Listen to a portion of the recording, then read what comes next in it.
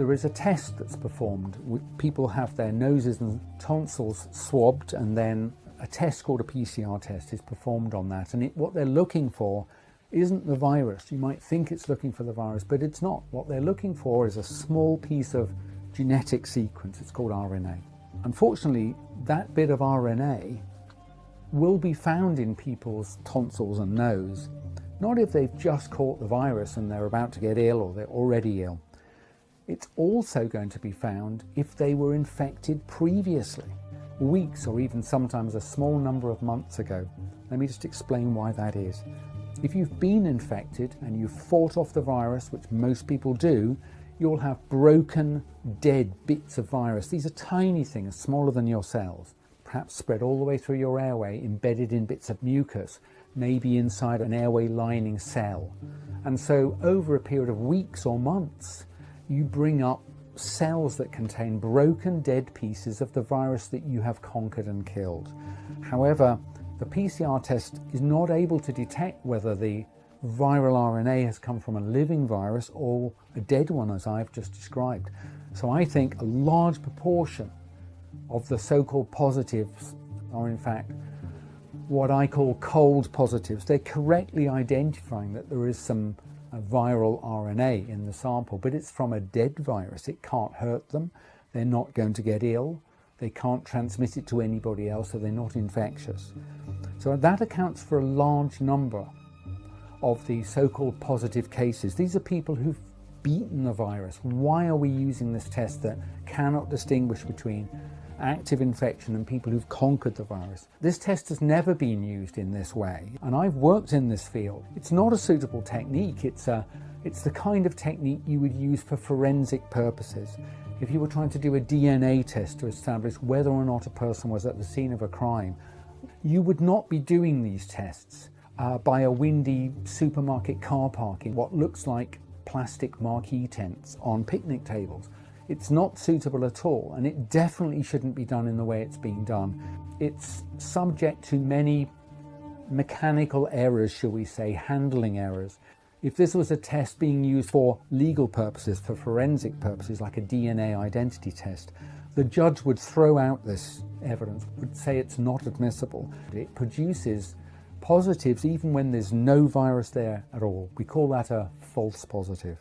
As we've increased the number of tests done per day, so we've had to recruit less and less experienced laboratory staff, and now we're using people who've never worked professionally in this area. What that does is it increases the frequency of mistakes, and the effect of this is that the false positive rate rises and rises.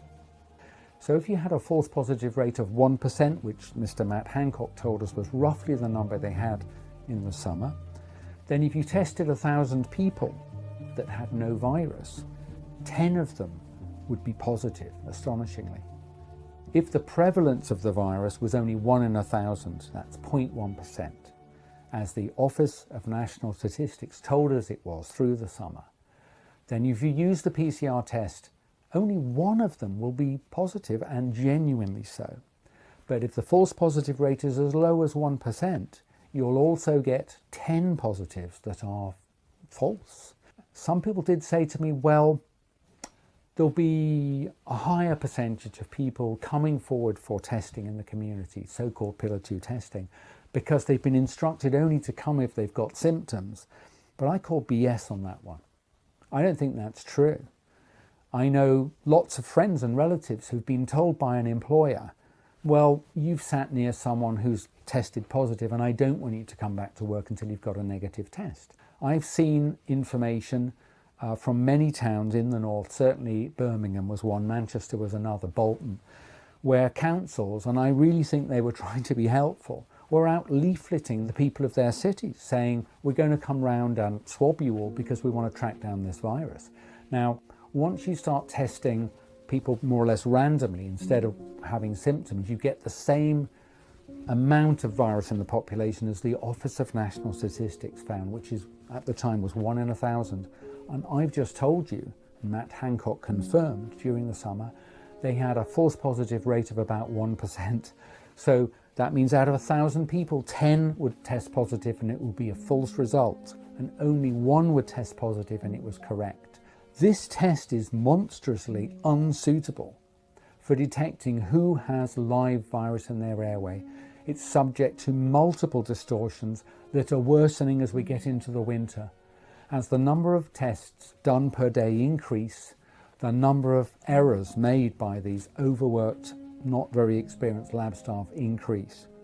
I think it's not unreasonable to say a best guess of the false positive rate at the moment, what's called the operational false positive rate, is about 5%. 5% of 300,000 is 15,000 positives. I think some of those positives are real. I don't think it's very many. Now, the problem with this false positive issue, it doesn't just stop at, quotes, cases. It extends to people who are unwell and go to hospital. So people who go to hospital having tested positive, and it could be a false positive, and I think most of them are at the moment. If you go to hospital and you've tested positive previously, or you test positive in hospital, you'll be counted now as a COVID admission. Although there are more people in hospital now than a month ago, this is normal for autumn. Regrettably, people catch respiratory viruses and become ill, and some will die. I just don't believe it's got anything to do with COVID-19 anymore.